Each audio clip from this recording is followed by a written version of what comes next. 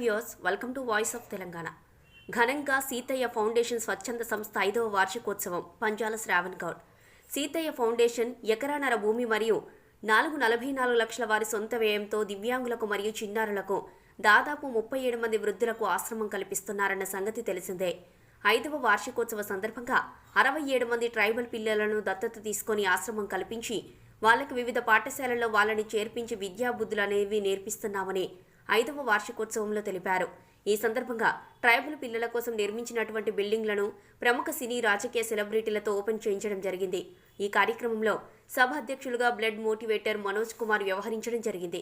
కార్యక్రమంలో miss global world 2024 winner Anushree Reddy, BJP OBC Morcha గీతాసెల్ రాష్ట్ర convener Panjala Shravan Goud, BJP leader మరియు అరుంధతి ట్రస్ట్ చైర్మన్ నితిన్ బాలు, జానపద కళాకారుడు Pulsar bike Ramana, Sridevi drama కంపెనీలో ఎన్నో షోస్ చేస్తున్నటువంటి choreographer Balu, national dancer Dhanushree, state dancer Nitin Naik మరియు వివిధ సేవా సంస్థ సభ్యులు, హెల్పింగ్ హ్యాండ్స్ కాళీ, పవనపుత్ర సేవా సంస్థ పాల్గొనరావు, సుదూర ప్రాంతాల నుంచి వచ్చినటువంటి ప్రజలు మరియు సీతయ్య ఫౌండేషన్ వ్యవస్థాపకులు గుల్ల రమేష్, మోహన్లు మాట్లాడుతూ ఎంతో మంది దాతలు ఈ బృహత్కర కార్యక్రమానికి సహాయం అందించారు.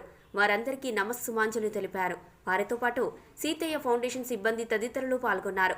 ఈ కార్యక్రమంలో సేవా సంస్థల సభ్యులకు మెమంటో శాల్వాతో సత్కరించారు.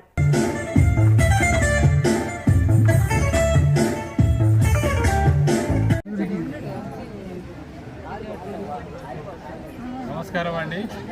ఈరోజు సీతయ్య ఫౌండేషన్ ఏదైతే ట్రస్ట్ వారు ఓ మంచి కార్యక్రమానికి మమ్మల్ని అందరినీ ఆహ్వానించడం జరిగింది. మరి దీనికి మిస్ ఇండియా అనుశ్రీ గారు రావడము చాలా సంతోషంగా మేము ఉన్నాము. మరి బాలు నాయక్ గారు సీనియర్ బీజేపీ నాయకులు, సీనియర్ ఆర్టిస్ట్ అసోసియేషన్కి కూడా వారు మెంబర్గా ఉన్నారు. బాలు గారు, మరి ధనుశ్రీ గారు మంచి చైల్డ్ డాన్సరు, చాలా జబర్దస్త్ చేస్తుంది డ్యాన్సు. మరి రమేష్ గారు, వీళ్ళందరూ కూడా మమ్మల్ని ఆహ్వానించినందుకు మళ్ళీ ఢిల్లీ గారు వారందరికీ కూడా ధన్యవాదాలు తెలియజేస్తున్నాం. ఏదైతే 5 సంవత్సరాల నుండి కూడా 30 మందికి వృద్ధులకి అనాథ శరణాలయం లెక్క ఇక్కడ వారు వసతి ఇచ్చి వాళ్ళని చూసుకుంటున్నారు. 10 మంది కార్మికులు ఇక్కడ పనిచేస్తున్నారు. కరోనా టైంలో కూడా ఎన్నో సేవలు చేసారు, వారికి కూడా ధన్యవాదాలు.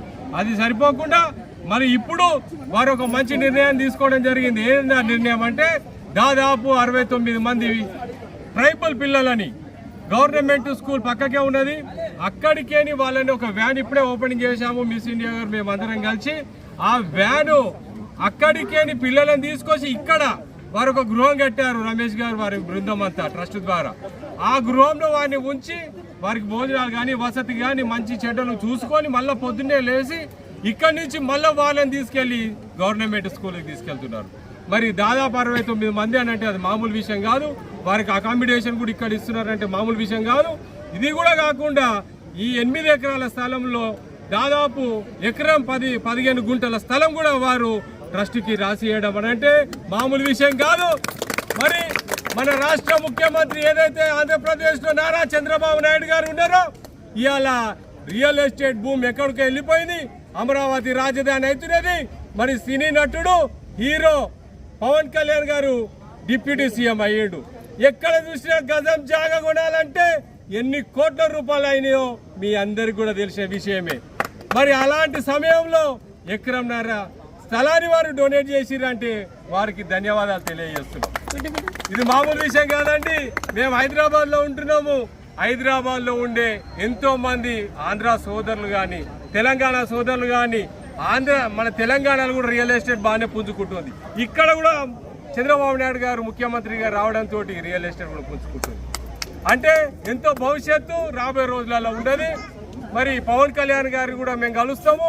వీలైనంత సేవ కూడా మన ట్రస్ట్ నుంచి మీకు చేపిస్తామని కూడా పాటిస్తున్నాం. Thank you.